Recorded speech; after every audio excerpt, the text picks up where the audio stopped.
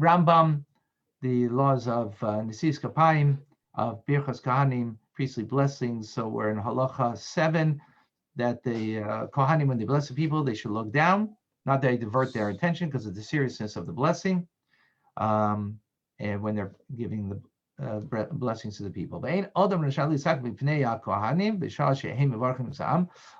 the people are not allowed to look at the faces of the Kohanim. Our custom is that we cover ourselves with a talis, in order not to divert their attention of the Kohanim. They start smiling at you and seeing you, and then they're not going to be able to bless you appropriately. But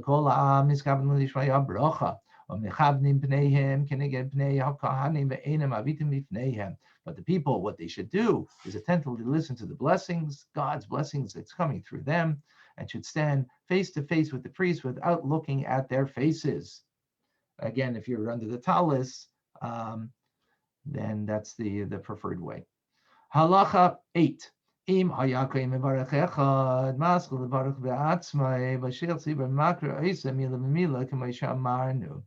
only one kohen to give a blessing to the people. He should begin reciting the blessing alone, without having the call up, as we mentioned earlier.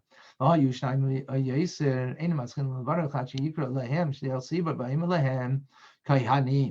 there's 2 or more kohanim that are coming to bless, then they should not begin to give the blessing until the leader of the service calls them up, kohanim, kohens in the plural, and then they respond. And then he, the leader of the congregation, the chazan, he will then read to them word for word, as we mentioned earlier. Halacha 9. That was how you do Birchas Kohanim outside of the Holy Temple. In the Holy Temple itself, how is it done? Halacha 9.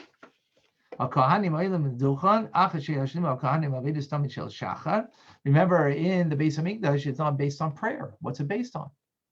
The offerings of the that are on the altar, right? So then the Kohanim, they would go on the Duchan, on the platform, after the service was completed with the morning daily sacrifice.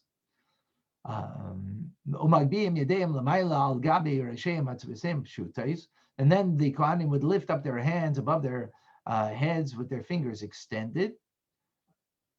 This is to the exception of the high priest. He's not part of this, because he's not able to raise his hand beyond. He wore a tzitz. He wore a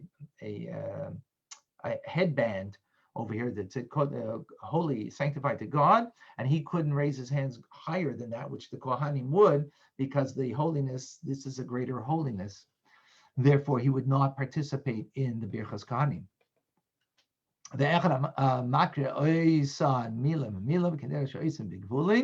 And then you would have an individual who would then say word for word. It wasn't with the person who's leading the congregation, because there's no service here. The service is of the sacrifice until they finish all 3 verses. But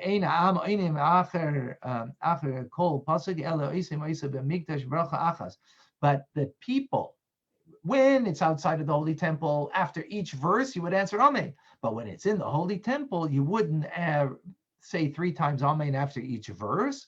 Rather, you would say one blessing at the end, because when they finish, the entire congregation would then respond and would say, Baruch atah Elokim, Elokei Yisrael, blessed are you, God, Lord of Israel, to all of eternity. That's what they would say. Halacha Yud. Now, another difference is in the Holy Temple, they wouldn't say Adai Shem, right, as we say today in our prayers, and as the Kohanim would say also in their prayers, but they would say God's name as it's written, right? Like the J witnesses, where you're not allowed to say their name, because that is an Englishized way of saying God's name the way it is actually written. Hu Hashem Anega Meyud and a hey and a vav and a hey. This is the explicit name that is said in all places. And again, we don't say that name. It was only said in the Holy Temple. The Kohanim said it there by the priestly blessings. But outside of the Holy Temple, you would say it the way it is recited, so to speak, as a kinui, which means not the written way. How does it say here? Okay, recited way. Okay. Because you're not allowed to mention God's name the way it is written only in the Holy Temple. Okay, Shimon HaTzadik. That was until Shimon HaTzadik, if you remember, is in this week's actually in the first chapter of Pirkei Avos. He was the last of the men of the Great Assembly. When he passed away, they stopped saying God's name the way it is written. Why? Because people weren't so holy. He was one of the last real holy individuals as a Kohen Gadol, and therefore that it should not be learned and by improper people, improper stature, because they're of their moral standing.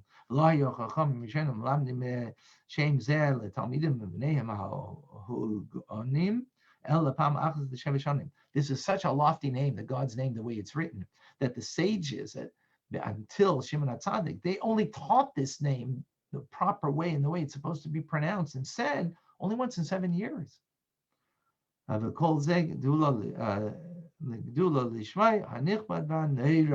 of this is because of the reverence there is for the great and awesome name of God. Halacha 11. The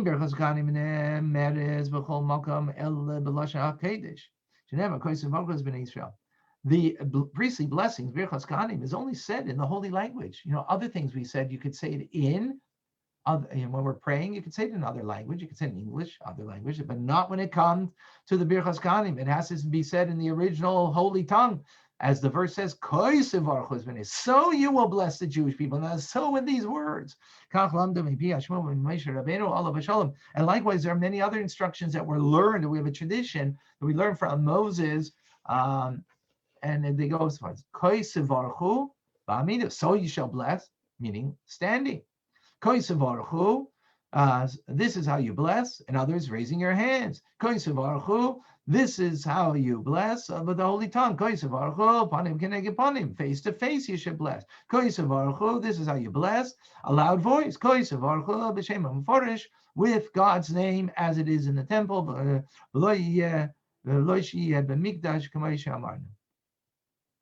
Only in the temple as we explained. Okay. Halacha 12. A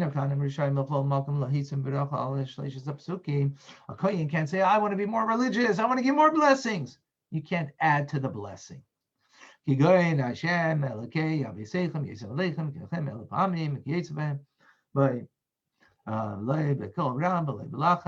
can't do any addition.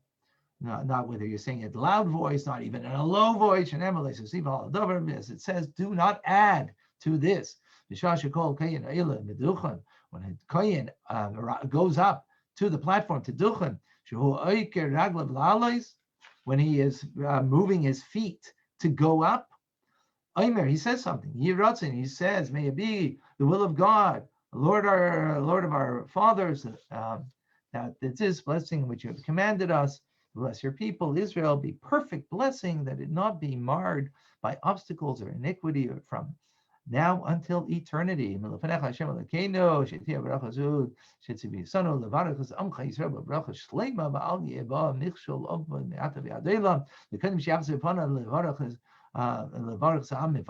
and likewise, before, now we already said what the blessing is. The blessing is the 3 verses, right?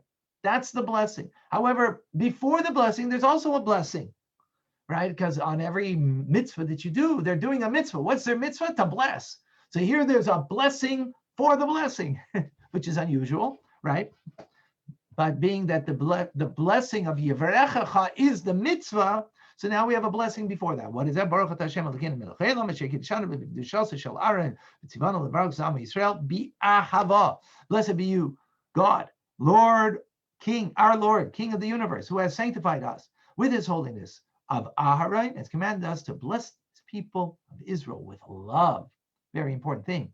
This is a mitzvah that's done with love. The Kohanim do so in their blessing of the Jewish people. And then they do that when their face is turned away. And they finish the word bi'ahava with love. Love is about connection. Now that word love, they're connected to the people. And now they can bless the people. Asino mashi gezarta aleinu, asimanu mashi iftichotonu, ashkiva mein kol shecha min hashamayim, baruch samchi Yisrael. Now after, so we have a blessing as they go up. They may say, as they say, a hirotzen, that the blessing should work. Then there's the blessing that they do be ahava with love. Then their face is turned away from the people until only for the last word, and now they bless the people. After that, they also now recite, we have carried out that which you have decreed upon us. Deal with us, you as you have promised us. Look down up from your abode, from the heavens, and bless your people, Israel. So they want to make sure, this is very important, priestly blessings. Just the Alter Rebbe, one of the things that he had a very great pain, that he felt that if he had the power to institute, he didn't have the power, but if the Alter Rebbe, the founder of Chabad movement, the author of the Tanya, if he had the power to institute, would be the priestly blessings. That's how important and so crucial it is to bless the people through the Kohanim. Halacha 13. The priests turn their faces to the people to bless them.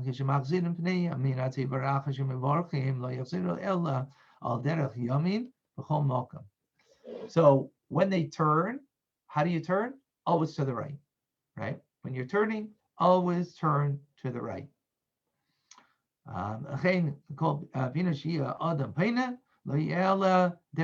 Always, wherever you are, that you're making the turn, it's always to your right, right? Last halacha, 14. In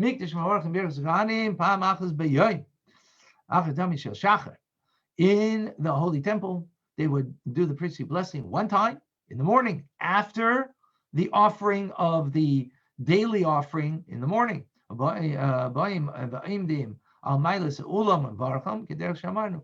Kohanim, they go onto the steps of the Ulam and they bless the people, as we said. However, in the rest of Israel, the rest of the world, for that matter, when we do it, we do it during the prayer, chutz mincha, not by mincha,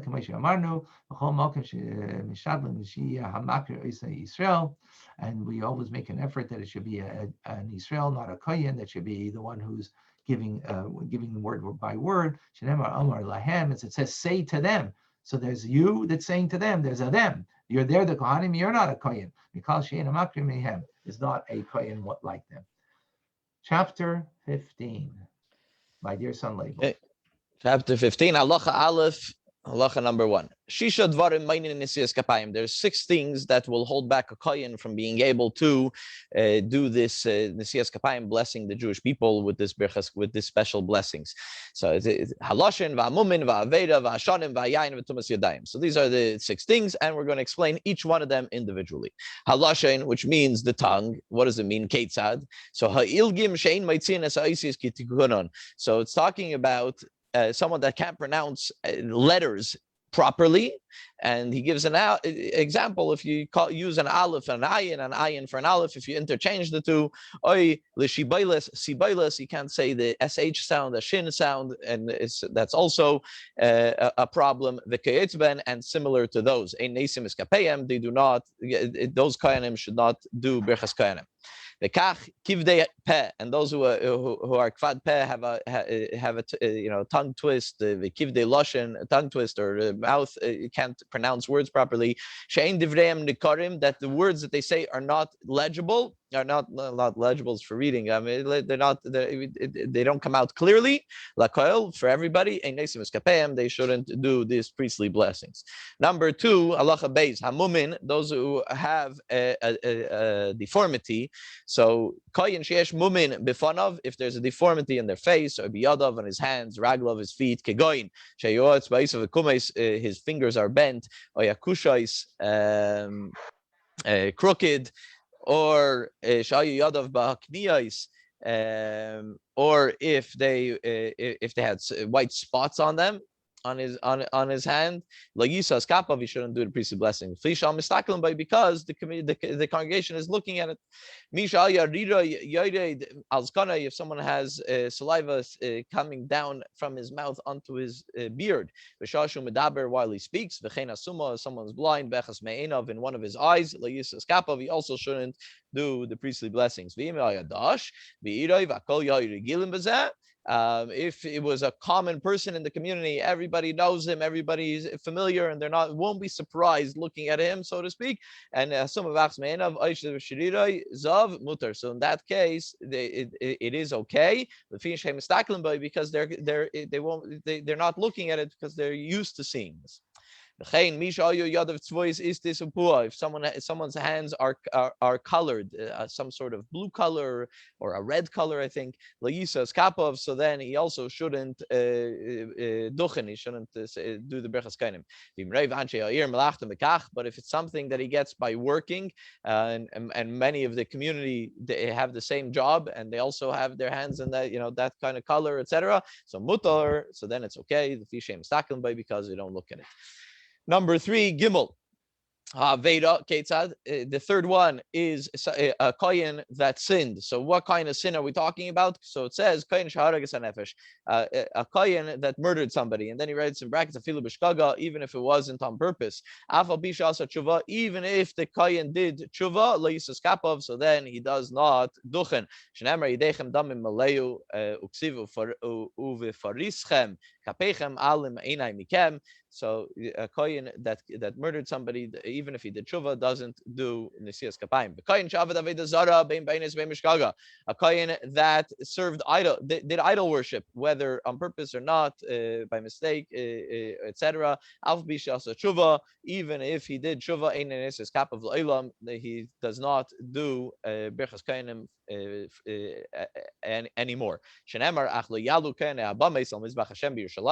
It says that a kohen that went to the bamais should not come to Yerushalayim. Ubracha ka'avodah hi, and the birchas kohanim, the priestly blessings, is similar to the avodah, to the service in the temple that the kohen would do. That was the job of the kohen. It was not only to do the divine service in the temple, but also to bless the Jewish people. And a kohen that went off to another religion, even if he went back on it, he also doesn't do berachas kainim.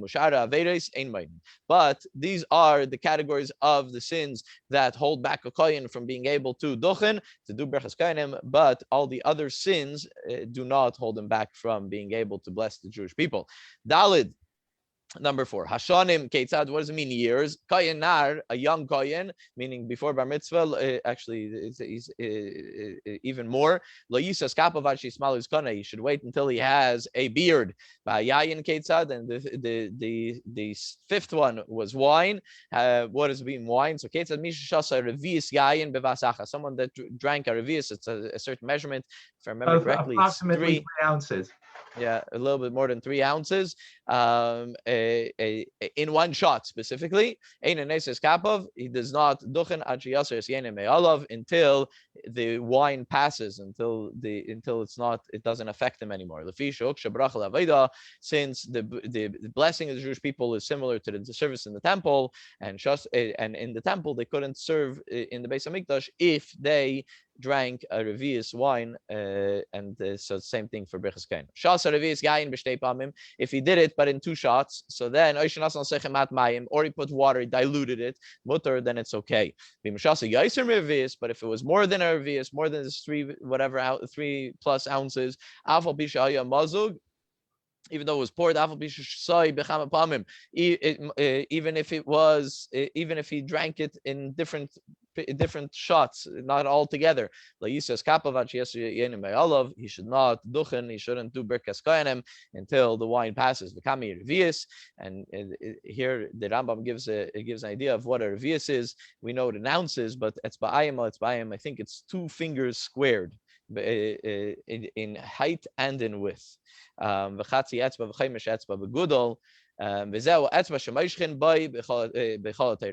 is the finger measurement that's mentioned in the Torah. This is the thumb, and it's called bayin yad also in the Torah. Just to make a note over here, the wine that we drink today, it wouldn't be because it's very watered down. It's speaking about like the original kind of wine that is very, very strong. So it wouldn't, like the Rashi wine or something like that, wouldn't have. Right, but a kohen that is drunk, obviously, this goes into this category. A kohen that's drunk is not allowed to go up and be duchen. Yeah. Halacha hey, number 5. What does it mean to be impure of the hands? A kohen that didn't wash his hands, he shouldn't duchen. And then he washes his hands until here, until the wrist. The way you prepare for the service, and then he makes a bracha, and a chalal is a chalal is someone that loses his kohen status based on the way he was born. Number 6, vav kohen a kohen that doesn't have any of these 6 things, 7 things actually that I mentioned, that he doesn't have it, that these 6 or 7 things that hold him back from duchening, even though he might not be a scholar, and he might not be so in touch with doing every mitzvah properly, etc., or not doing every mitzvah. He didn't do business in a proper way, even if he's not the biggest tzaddik, so to speak, a regular guy, and or does some things improperly, still, if it's not one of those things that the Rambam mentioned, we do not hold him back from blessing the Jewish people. Because the idea of a kohen to bless the Jewish people is a mitzvah. I'll call kohen, and it belongs to every kohen. And even though he has other things that he doesn't do 100%, and he may be sinned, etc., but we don't tell him, oh, you sinned in this, so therefore, so therefore you hold back from doing another mitzvah. We don't say that, and therefore we give him the opportunity to do this mitzvah. Number 7, and you shouldn't think and the community, the congregation shouldn't think, what am I benefiting from the blessing of this kohen that is not a tzaddik, so to speak, is not righteous, a simple tzaddik, a simple kohen. You should know that the blessing is not coming from the kohen. They're the conduit. The blessing comes from Hashem. And if you look at the pasuk, it says Shmi al bnei Yisrael, that the kohanim should put Hashem's name onto the Jewish people, but it says that Hashem will bless the Jewish people. The kohanim do their job. They do the mitzvah the command that they were commanded to do. And Hashem in His mercy blesses Jewish people as He wishes. Number 8, ches ad am shehem acheri hakoyanim. So here, someone asked earlier, right? Where you should stand. Davida, you asked earlier where you should stand. So here the Rambam talks about it. Am shahem achayre hakoyanim. Anybody who's standing behind the kohen, einam bechlal bracha. Do not get blessed by the blessings from the koyanim. But if you're standing on the side of the kohen, so you asked where you should stand, just make sure that you're not behind. You can be on the side of the kohen, but better even in front. And if there was a mechitza, if there was a separation, there was a wall in between the kohen blessing and the person receiving the blessing, but if you're facing towards the kohenim, even if there was a steel wall in between, if you're facing towards the kohenim, you get the blessing. You're part of receiving the blessing. Number 9, test. in order to do the priestly blessings, you need to have a minyan. The koyanim in a minyan, and you could include the koyanim part of this minyan. Beis HaKnesses shekulam koyanim, a shul that is full of koyanim, kulam neisim skapeim. So they all go up and they duchen. Just think about it. You imagine there's 10 koyanim in the shul, so they all go up and they bend. So lumiyim mevarchim. Who are they blessing with this? So it's lachem shebatzafin, lachem shebadarim. They're blessing everybody else that's not there in the north and in the south. Right? Because the shul is facing Mizrach, so their back is towards east. So anybody else that's not in the east, they are blessing. Amen. So who answers Amen after the Kohanim? Hanashim Vataf, the women and the children that are there in shul. If there, let's say, like 20 Kohanim in shul, so 10 go up to duchen, so 10 bless and 10 answer Amen. Yud, number 10. What if there was it mentioned in last chapter that the chazan shouldn't be a kohen? But what if the chazan in the shul is a kohen and there's no other kohen in shul? So Lehi says kapov, he shouldn't. The first opinion of the Rambam is that he shouldn't bless he shouldn't do berachas kohenim. But but if he knows, he's sure of himself that he won't get confused, he'll be able to do it properly. He'll be able to switch from being the chazan to the kohen and then back from the kohen to being the chazan. He knows that he'll be able to do it properly. Rasha is allowed to. So this is when there's a few koyanim and also the chazan. And if there isn't a koyan at all, in general, if the chazan, nobody's a koyan. So when the chazan comes to sim shalom, so he says, meaning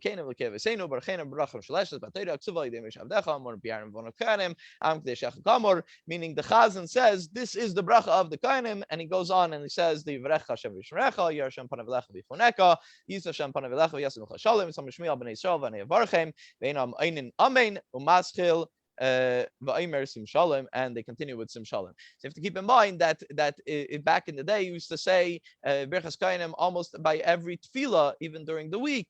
Today we don't do that, especially in Chutz La'aretz, especially outside of Eretz Yisrael, and even in Eretz Yisrael we don't do it. Maybe on Shabbos, some do it in Yerushalayim. Maybe it's done a little bit more often. Different customs when it comes to that. But by us, we do it primarily on Yom Tov in Shul. Halacha Yud Aleph 11.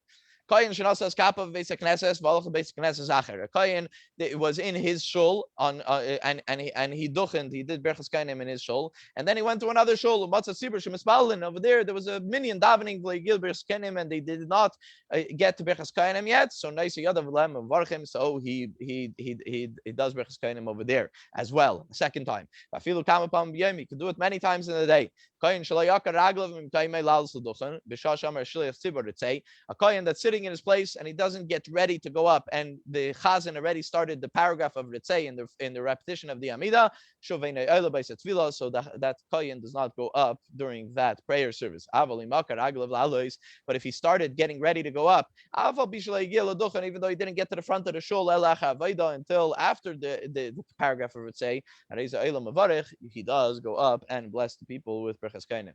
Halacha Yud Beis, number 12. Kol kohen she'eino ela duchen, a kohen that does not go up to bless the Jewish people, even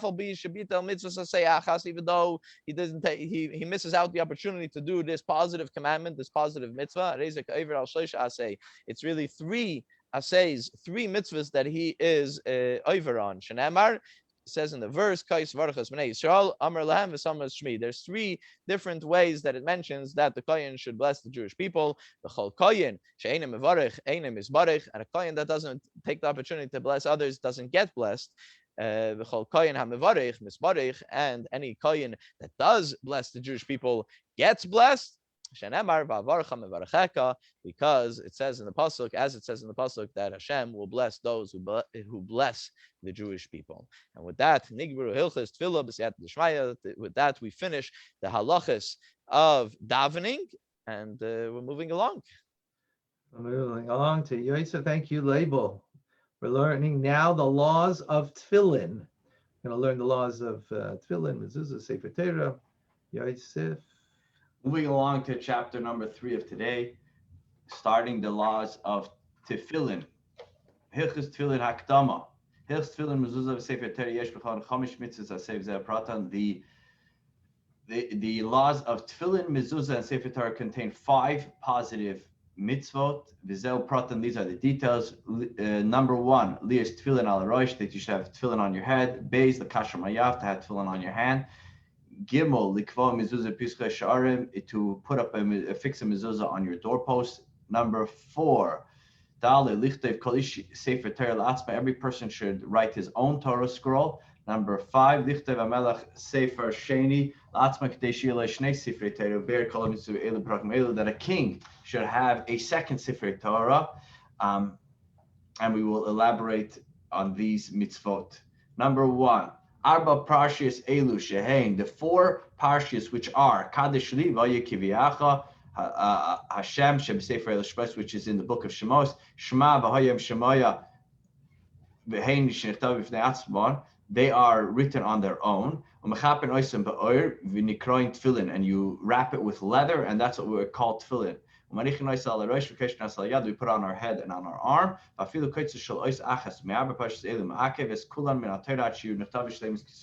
if the smallest part of the letter is not written properly, then it's considered no good, and all of them need to be written until it's written perfectly. Number 2, likewise, there are 2 passages that are in mezuzah which contain Shema and V'Haya Im Shemaya.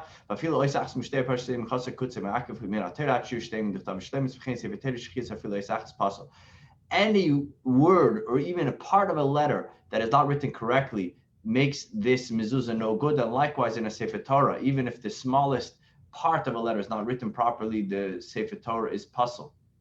Number 3,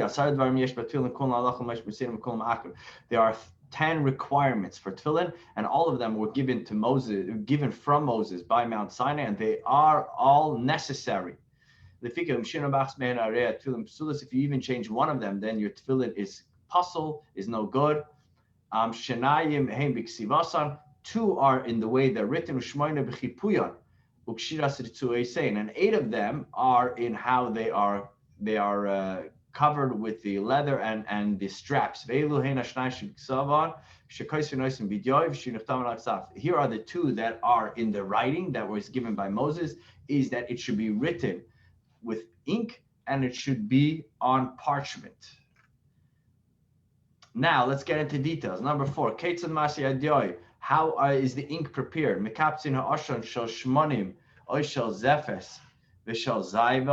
One collects the vapor of oils, of tar or wax or the like. And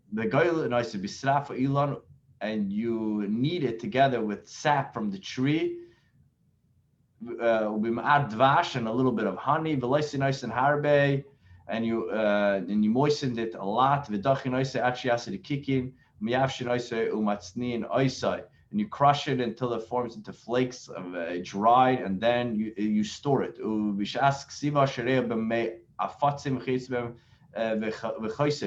And when you're ready to write, it's soaked with juice and things like that, and then you write. In a way that if you decide to rub it out, you are able to do it, meaning it shouldn't be permanent ink. This is the best ink to use for Sefer Torah. If you wrote it with the type of juice, or I'm not sure the exact details, which basically these 3 are permanent type of ink that they cannot be erased. It's still acceptable. It's not the best way to do it, but it's still acceptable. Number 5, if so, what was the special thing that Moses said that it should be written with ink? Meaning, if you could do it with permanent and it's still kosher, so what was Moses trying to say here? Specific, what he really meant is that it should not be written in red ink, and it should not be written in green. It has to be in black. If you wrote it, any of the Torah, the Tefillin, or the mezuzahs with any type of ink, even if you did it with gold, puzzle, it's invalid. Number 5, there are 3 types of parchment that you can write on. Gvil, Klaf und Durchsustus. Ketzad. Now he's going to explain what those three are. You take a hide from a wild animal, and you take off the hair from it. You salt it, and then you prepare it in flour. And then with afza things that make the skin, you make it harder. This would be considered gvil.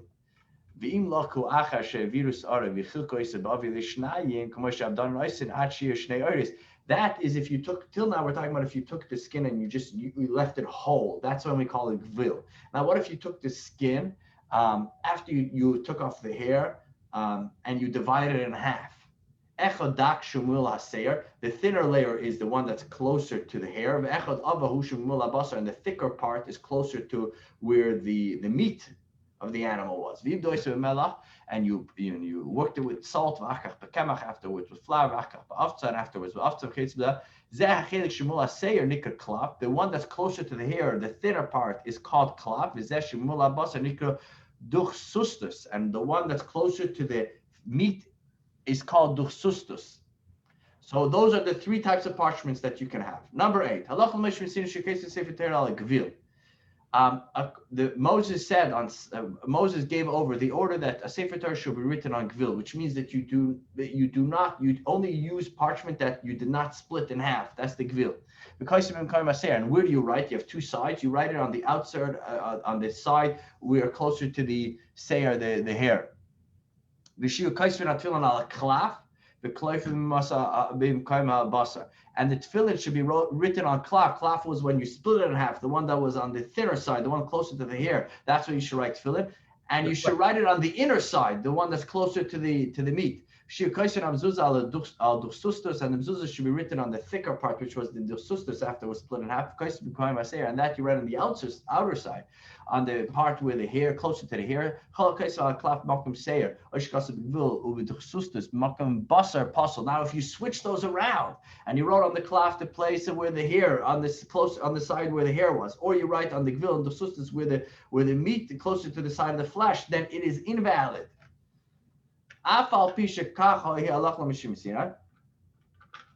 Even though this is what Moses said, how you should write it. If you wrote the Sefer Torah, even though you were supposed to write it on the gvil, but you wrote it on the klaf, it's still kosher. If you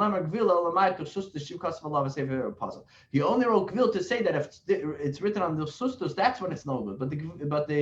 But writing on the klaf is fine. If you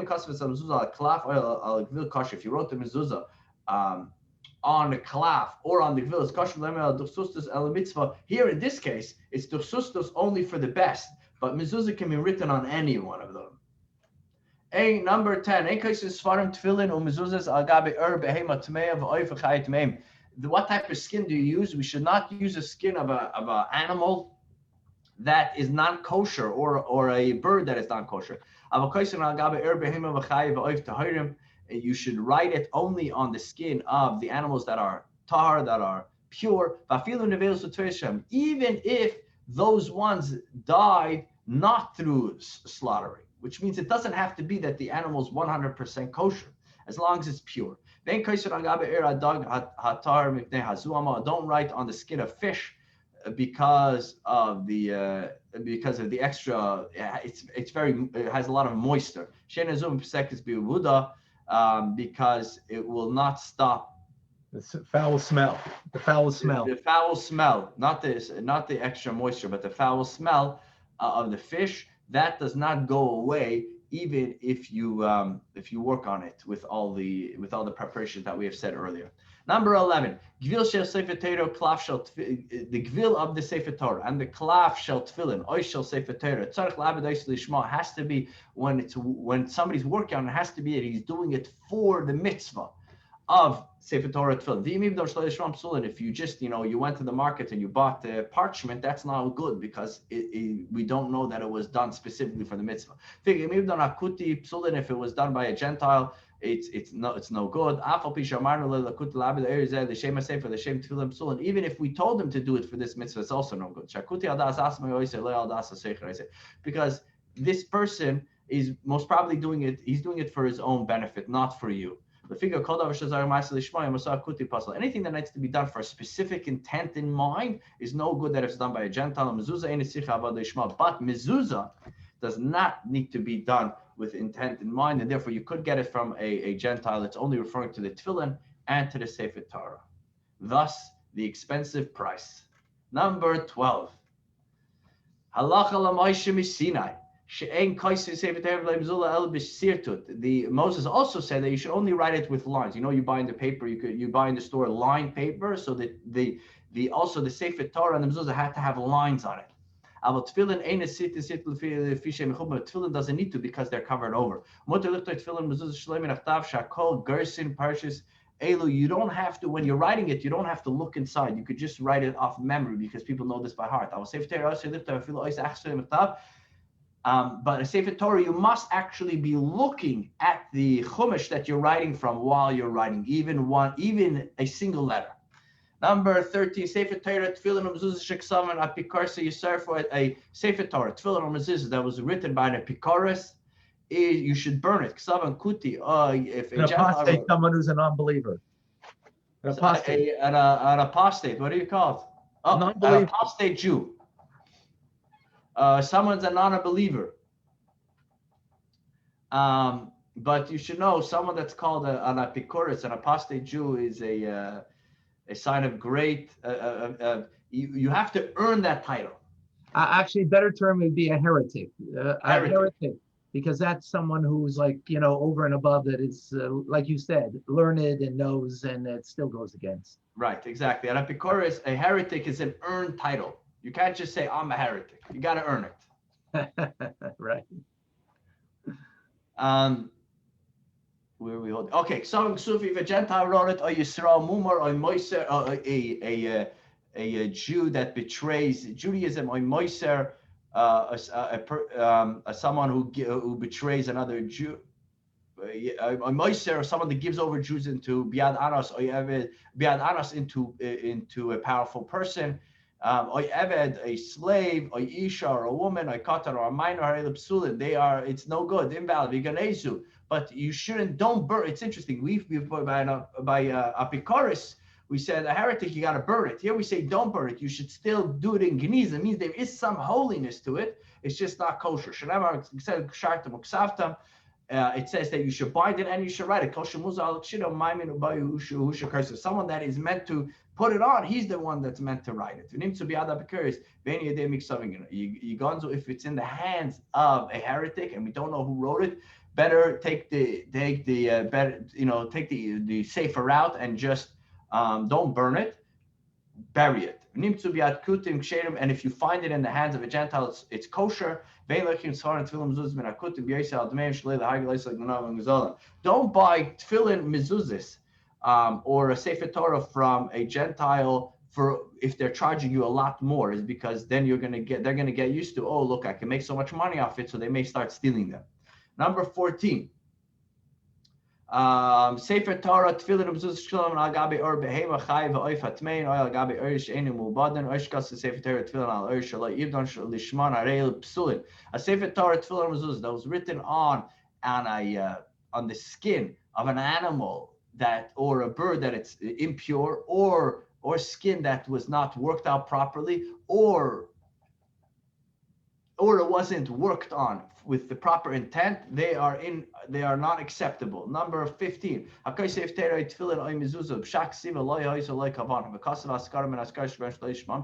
If you were writing a Sefer Torah Tefillin or Mezuzah, and while you're writing it, you wrote God's name without the desired intent, is invalid. Therefore, when you're writing God's name, you have to make sure you're concentrating. So even if a king asks you, how are you? You don't answer because you're busy right now. But if you're writing a few different, two or three of God's name, then you can stop in between them, but not while you're writing it. Number 16. If you dipped in the feather into the ink in order to write, don't start by writing God's name. Start by writing something earlier. a word earlier. If you forgot God's name, then you could write it between the lines. Even if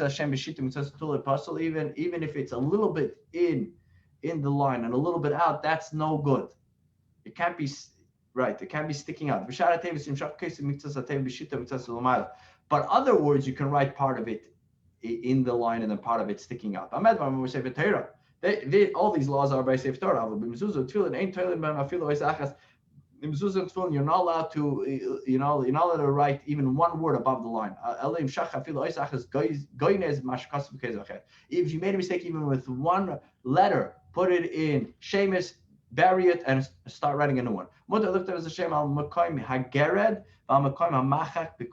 You are allowed to write God's name on the parchment where the letters have been scraped off or rubbed off. And you can write it on top of that. That's totally fine. Number 17. If you're in the middle of writing on a parchment and you decide that you want to continue later, you do not flip it over. That's not considered respectful. Better keep it upright and just cover it with something. Number 18.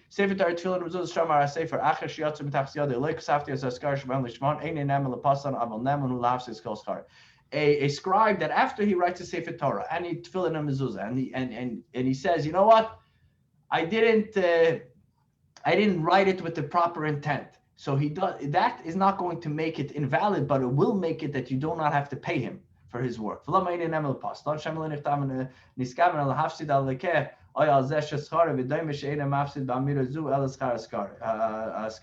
Maybe he's only so the question is like this: why doesn't it make it invalid by him saying that he did not have the proper intent? Because he say that possibly he only had in mind to make the person that bought it lose out, and he thought that he's only going to lose out on the actual names that he didn't have an intent, not on the full thing. The figure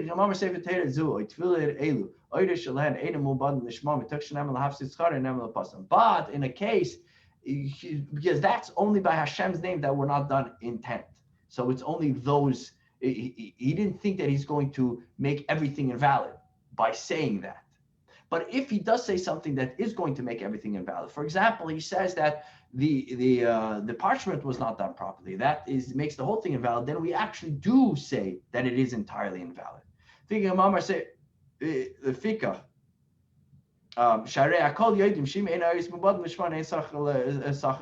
everybody knows that if you don't do the parchment properly, then he gets no payment. So therefore, if he's saying it, he understands the ramifications, and therefore we do trust what he says. Number 19. We only write it with the Ashurit script. And they've granted permission to write Torah scrolls in Greek as well.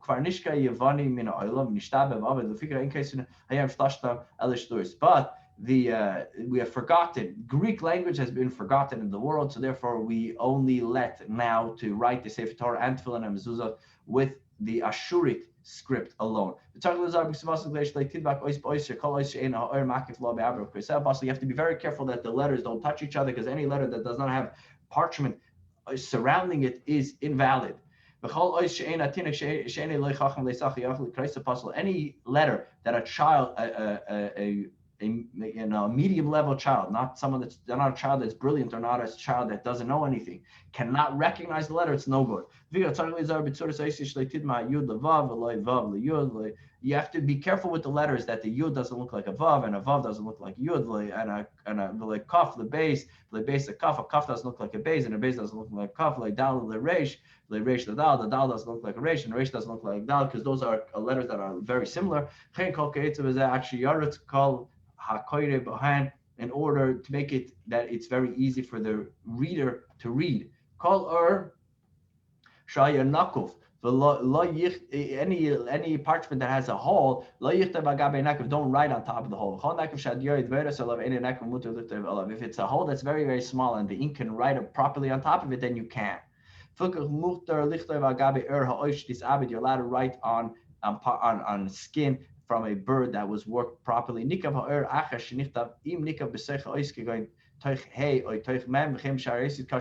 now that is if a hole was before you wrote, Now, if the hole happened after you wrote it, if it's in the middle of the letter, let's say the middle of the mem, in the middle of, or in the middle of the hey, then it's kosher. If a hole happened in a place where it split the letter, if kosher, if there is still a small letter, meaning from whatever is left, you can still read out a small letter, it's kosher. As long as it doesn't look like a different letter. If it does not leave at least a small letter, looking letter, then it is invalid. And with this, we conclude the third chapter for today. Amazing. Woo. That was really heavy duty stuff. Learning. Shekayach. Okay, so the label. Amazing. Any questions, any comments, any things that were not clear? Is there Feel anything free in to the unmute chat? yourself if you'd like. Everybody can unmute themselves? Yeah. Levar, any questions in the chat? I just One want question in the chat I already answered. Oh, okay. Batya, go ahead. I just wanted to say thank you for these teachings. This is they're pretty condensed and at a pretty short amount of time, but they're very thorough, and it's amazing the things, the little things that are in the halakha that aren't known. And just want to say thank you, like just for the opportunity to just really go over this and really let it sink in. Great. Thank you. Thank you for the thanks. Anybody else? Questions, comments, any difficulties? So just Birchas Kahanim, we see how, it's a positive commandment in the Torah, and how blessed Activity resumed. and precious it is that the Kohanim, that the blessed Jewish people be ahava, with love, which is interesting. It's the only blessing that gives an adjective and how to, and what you're doing. When we light the Hanukkah menorah, we make a blessing, but we don't say we're lighting the menorah with love, right? But when a Jew is blessing another Jew, it's got to be with love. As a matter of fact, the Rambam didn't write this, but I think it's brought down in other places that if there is, if you have something against another Jew in the congregation, and you're going to go up there and you're going to think, oh, I'm excluding this guy. You know what? It's a problem for a Kohen to have that kind of attitude. So in other words, it has to be ahava. To who? To all the Jews that he's blessing. All the Jews. It has to be with love. It's a beautiful idea.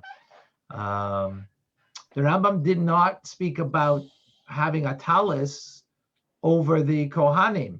So it seems like back in the day they didn't do that, right? And that's why he says, don't look at the Kohanim, because the Kohanim are going to see you and you're going to see them. And it's going to be distracting because, someone's going to smile, someone's going to laugh, someone's going to be whatever, and it'll be distracting, and it'll take away from them being a conduit to give the bracha to the Jewish people. Today, the Kohanim have a talis over them, and so does the congregation, or by the women, they don't have a talis, so they just look down. That's the custom today. That's for Birchas Kahanim. Anything else to add to label, Yosef? No. Okay. And we started now. Now Thank you, Rabbi. Bye, Simcha. Thank you, Rabbi.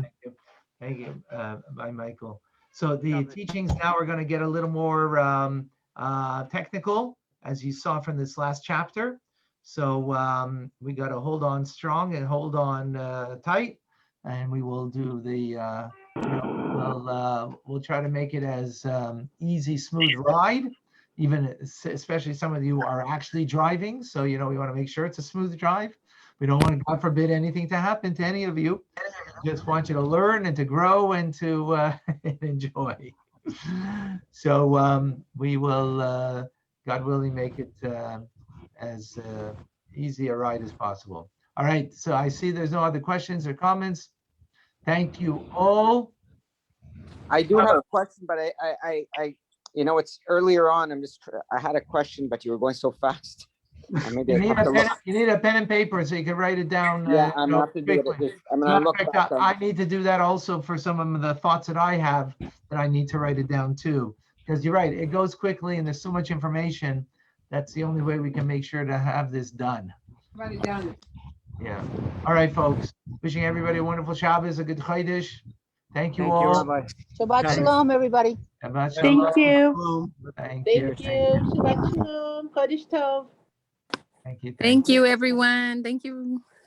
Good Shabbos. Good Shabbos. Good Shabbos. Thank you, everybody.